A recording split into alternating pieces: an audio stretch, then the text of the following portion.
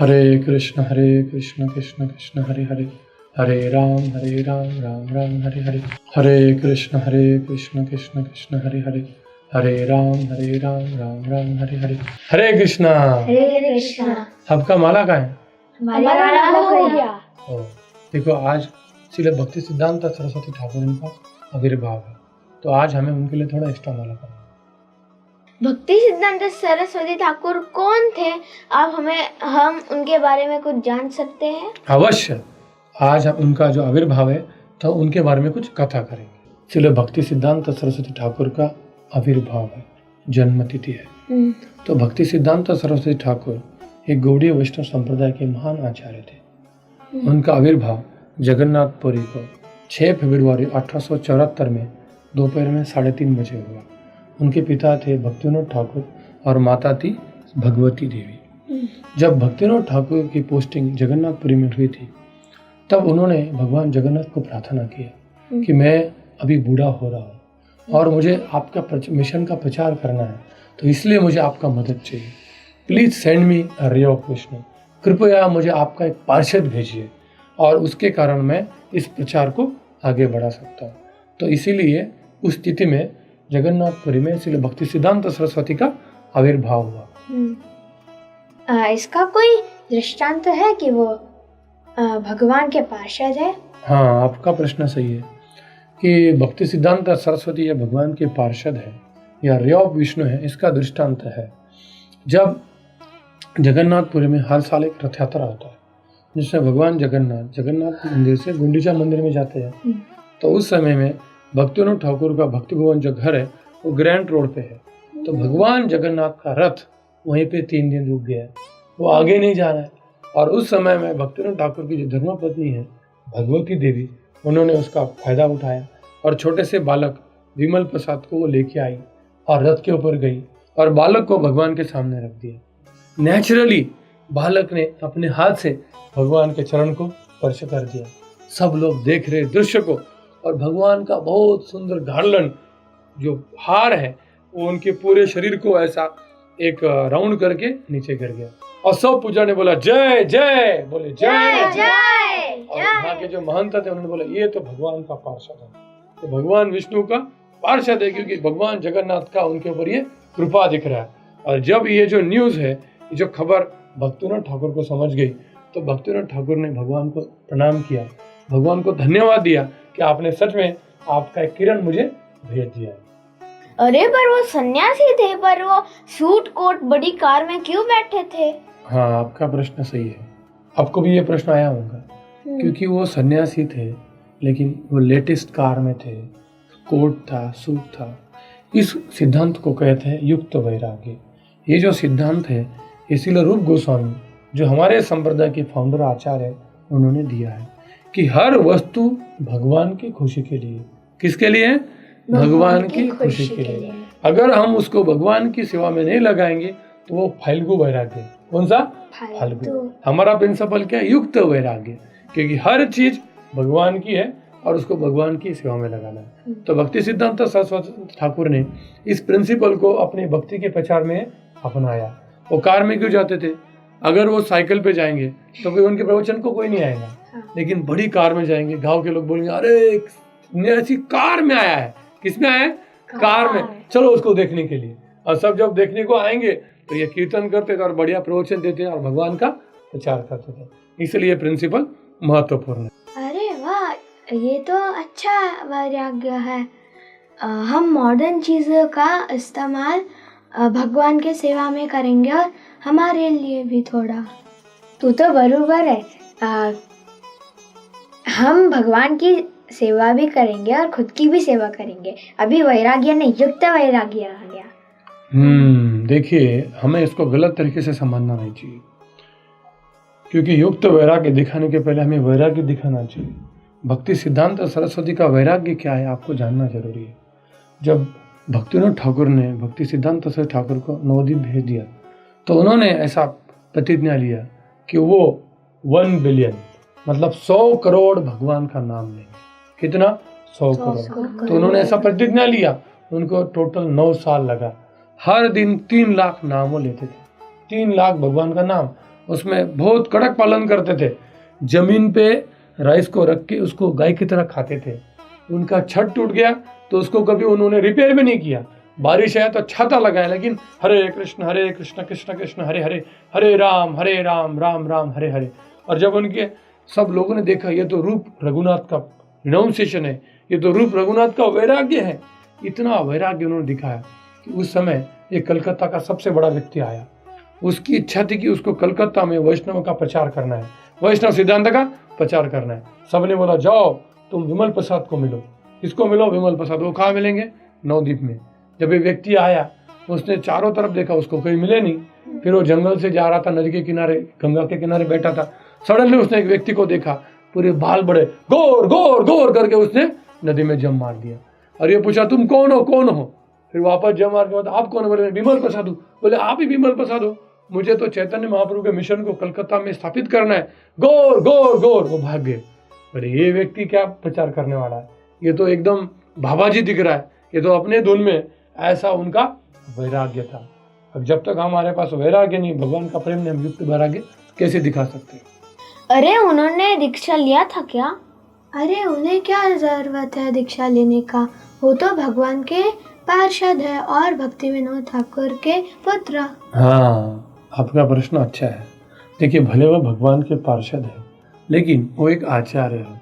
आचार्य मतलब जो अपने आचरण से सिखाते हैं। हर एक व्यक्ति को एक बोनाफाइड, एक शुद्ध वैष्णव की गुरु बोल के स्वीकार करना ही अनिवार्य है। गुरु को स्वीकार नहीं करेंगे तो हमारा भक्ति में प्रगति होगा नहीं। उनके गुरु का नाम था श्री गौर किशोरदास बाबा जी महाराज, जो वैराग्य का एक जीता जागता रूप था। इतना उनके पास वैराग्य था।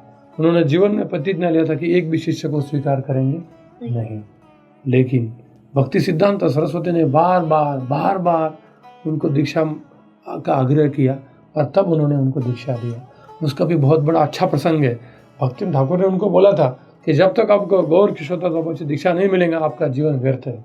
और जब गौर किशोरदास बाबा जी उनको दीक्षा दे नहीं रहे थे तो उन्होंने उनको नम्र निवेदन किया कि अभी मेरे जीवन का मुझे अंत करना पड़ेगा, क्योंकि अगर मुझे एक शुद्ध वैष्णव से दीक्षा नहीं मिलेगा तो मेरे पिताजी मुझे एक्सेप्ट नहीं करेंगे, मेरे जीवन में व्यर्थ है। और उस समय में गौर किशोरदास बाबा जी महाराज ने उनके सर के ऊपर चरण रखा और उनको दीक्षा दिया और आशीर्वाद दे के जाओ तुम भगवान चैतन्य महाप्रभु का प्रचार करो, तुम फ्यूचर में संन्यास लो और पूरे भगवान की वाणी का प्रचार करो। उनके गुरु का और उनका संबंध बहुत प्रेममय था। गौर किशोरदास बाबा जी महाराज ने कभी भी उनको अपना शिष्य नहीं समझा। वो हमेशा उनको प्रभु बोलते थे। क्या बोलते थे? मेरे प्रभु। और एक बार भक्ति सिद्धांत सरस्वती ठाकुर प्रवचन दे रहे थे और उस समय में उनके गुरु वहीं बैठे थे और लेक्चर के बाद वो बोलते थे देखो मेरा प्रभु कैसा लेक्चर दे रहा है, मेरा प्रभु कैसे लेक्चर दे रहा है। उन दोनों का संबंध बहुत प्रेम का था। भक्ति सिद्धांत सरस्वती ठाकुर हमेशा उनके गुरु के लिए कुछ फ्रूट्स ना कुछ सब्जी भेजते थे और गौर किशोरदास बाबा जी महाराज उसको स्वीकार करते थे, अपने सर पे लगाते थे, फिर भगवान को भोग लगा के प्रसाद लेते थे, क्योंकि उनको अपने शिष्य का बहुत गर्व था कि ऐसा उनके पास वैराग्य है। बोलते थे सरस्वती सरस्वती वैराग्य वैराग्य, इतने वो महान थे। और उन्होंने बोला था तुम फ्यूचर में संन्यास लो, गुरु बनो और भगवान के नाम का प्रचार करो। लेकिन उन्होंने संन्यास कैसे लिया? वो तो ब्राह्मण नहीं थे और वो गुरु कैसे बने? हाँ, देखिए जनरली लोगों को क्या लगता है कि जो ब्राह्मण परिवार में जन्म हुआ है वही संन्यास ले सकता है या गुरु बन सकता है। ये सेम सिचुएशन भक्ति सिद्धांत सरस्वती जी के समय आ गई। उस समय में ब्राह्मण वर्सेस वैष्णव ऐसा वाद का निर्माण हो गया। कुछ ब्राह्मणों ने बोला कि जो ब्राह्मण परिवार में नहीं जन्मे हैं वो गुरु नहीं बन सकते, केवल जो ब्राह्मण परिवार में जन्मा है वही गुरु बन सकता है। तभी मेरा आपको प्रश्न है, आप हो, आपके पिताजी बहुत बड़े डॉक्टर हैं, MS MBA MS सब कुछ किया उन्होंने, बराबर है, और आप पेशेंट हो और ये सीधर जो है ये 10th भी पास नहीं किया और हॉस्पिटल में बैठ गया, डॉक्टर बन गया क्योंकि पिताजी डॉक्टर है। और ये परीक्षित है, इसके पिताजी फार्मर है, लेकिन इसने MD किया, MS किया, 5 साल से प्रैक्टिस किया और इसने हॉस्पिटल खोला। अब किसके हॉस्पिटल में जाओगे? इसके। कारण क्या? क्योंकि इसने बहुत MA वगैरह बहुत ऊपर स्टेज में। क्योंकि इसके पिताजी डॉक्टर है लेकिन ये नहीं है। इसने कुछ प्रशिक्षण नहीं लिया। इसके पिताजी डॉक्टर ने, लेकिन इसने प्रशिक्षण लिया, तो ये कॉमन सेंस है, आप किसके पास जाओगे? इसी के लिए। उसी तरह से अगर कोई ब्राह्मण परिवार में पैदा हुआ है, लेकिन अगर वो ब्राह्मण खुद सिद्ध नहीं करता है तो कैसे बन सकता है? अगर कोई ब्राह्मण परिवार में पैदा भी नहीं हुआ है, लेकिन वो ब्राह्मणत्व गुणधर्म अपना रहा है, वो भगवान के नाम का प्रचार करे, तो गुरु बन सकता है। ये सिद्धांत भक्ति सिद्धांत सरस्वती ने प्रस्तापित किया। और यही सिद्धांत हमारे पूरे गौड़ीय वैष्णव आचार्य ने प्रस्तापित किया। लेकिन उस समय में ऐसा झगड़ा हो गया और बहुत बड़ा साजिश चालू हो गया वैष्णव के खिलाफ। तो उस समय में उन्होंने भक्तिनाथ ठाकुर को बोला कि आप वृंदावन के गोस्वामी ने बोला कि आप जाइए भक्तिनाथ ठाकुर। और ये मिदनापुर डिस्ट्रिक्ट में ये डिबेट होने वाली थी, बहुत बड़ी डिबेट। पूरे भारत से महान महान पंडित आए थे, ब्राह्मणों की तरफ से और कुछ वैष्णव की तरफ से। लेकिन भक्तिनाथ ठाकुर बहुत बीमार हो गए और वो भगवान को प्रार्थना करने लगे कि कोई ऐसा कोई व्यक्ति जा सकता है जो वैष्णव को प्रस्तापित कर सकता है। और उस समय में भक्ति सिद्धांत सरस्वती ने एक पेपर लिखा और अपने पिताजी को दिखाया। तो पिताजी ने कहा, जाओ आप, मेरा आशीर्वाद है। फिर भक्ति सिद्धांत सरस्वती ने गुरु को प्रणाम किया, नमस्कार किया, स्मरण किया, भगवान को स्मरण किया और वो चले गए। और उन्होंने, उनका पहला चांस था। ब्राह्मण बैठे थे, वैष्णव हजारों लोग जनसामान्य बैठे थे। वो सोच रहे थे कि कौन जीतेगा, वैष्णव जीतनी चाहिए। और उस समय में भक्ति सिद्धांत सरस्वती ठाकुर ने ऐसा ऐसा वर्णन किया कि ब्राह्मण कितना श्रेष्ठ होता है ना, सब लोगों को ब्राह्मण की पूजा करनी चाहिए। ऐसे ऐसे शास्त्र से कोट किया कि जो लोग ब्राह्मण बैठे थे बोले, वाह, ये तो हमारे साइड से है। ये किसकी साइड से? हमारी साइड से। ये तो ब्राह्मण को इतना ग्लोरीफाई कर रहा है। सब खुश हो गए, वो सब खुश हो गए। फिर धीरे धीरे उन्होंने बताया कि ये है ब्राह्मण का महिमा। लेकिन ब्राह्मण कौन है, किसके गुणधर्म होने चाहिए, वो ब्राह्मण हो सकता है। तब धीरे धीरे धीरे जो सो कॉल्ड ब्राह्मण थे वो धीरे धीरे निकलना चालू कर दिए, क्योंकि असलियत सामने आ गई, दूध का दूध, पानी का पानी।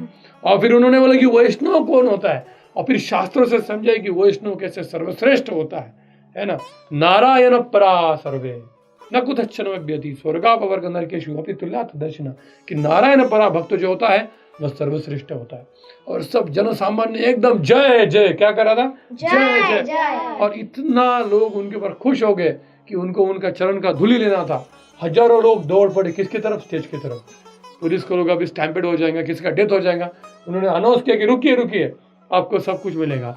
और उन्होंने भक्ति सिद्धांत सरस्वती को विनम्र किया कि कृपया आपके चरण इस टब में डालिए।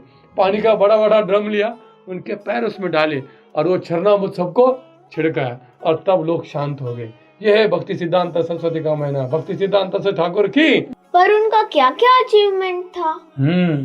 तो जब भक्ति सिद्धांत सरस्वती ठाकुर केवल 7 साल के थे तो पूरा भगवत गीता उनको याद था और भगवत गीता पे प्रवचन दे सकते हैं। और स्कूल में, हर यूनिवर्सिटी में वो टॉप थे। जब वो 25 साल के हो गए तो संस्कृत, गणित, ज्योतिष, इन पूरे शास्त्रों में प्रवीण हो गए। और उन्होंने एक सूर्य सिद्धांत नाम का ग्रंथ लिखा और इसलिए उनको सिद्धांत सरस्वती नाम का टाइटल मिला। और जिस यूनिवर्सिटी में पढ़ रहे थे, यूनिवर्सिटी के वाइस चांसलर ने बोला था कि हमारे जो ज्योतिष डिपार्टमेंट की इसके एचओडी का पोजीशन हम इन्हीं के लिए रख रहे। किसके लिए रख रहे? भक्ति सिद्धांत सरस्वती ठाकुर के लिए। अभी तक उनका एजुकेशन भी नहीं पूरा हुआ, इसलिए उनके नाम में क्या है, सरस्वती। सरस्वती। इतना शास्त्रों का ज्ञान था कि पूरा लाइब्रेरी का वो एक एक बुक जब पढ़ते थे, एक बार वो लाइब्रेरी से बुक लिए, एक बार पढ़े, वापस रख दिए।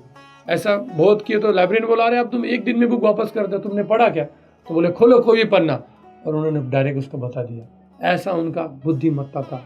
वो जीवन भर वो ब्रह्मचारी थे और उन्होंने क्षीर यवन सभा नाम का एक सभा स्थापित किया, जिसमें सबको उन्होंने बोला था कि आप ब्रह्मचारी बनो। लेकिन अंत में उसके मेंबर एक ही बचे, वो कौन? खुद। बाकी सब लोगों ने शादी कर दिया। तो ऐसा उनका ये अतुलनीय अचीवमेंट है, कोई इसको कंपेयर नहीं कर सकता। उनने समाज के लिए क्या क्या कंट्रीब्यूशन किया? हाँ, उनका कंट्रीब्यूशन बहुत महान है। उनका कंट्रीब्यूशन बताने के लिए कितने भी दिन कम पड़ेंगे, लेकिन शॉर्ट में हम देखेंगे।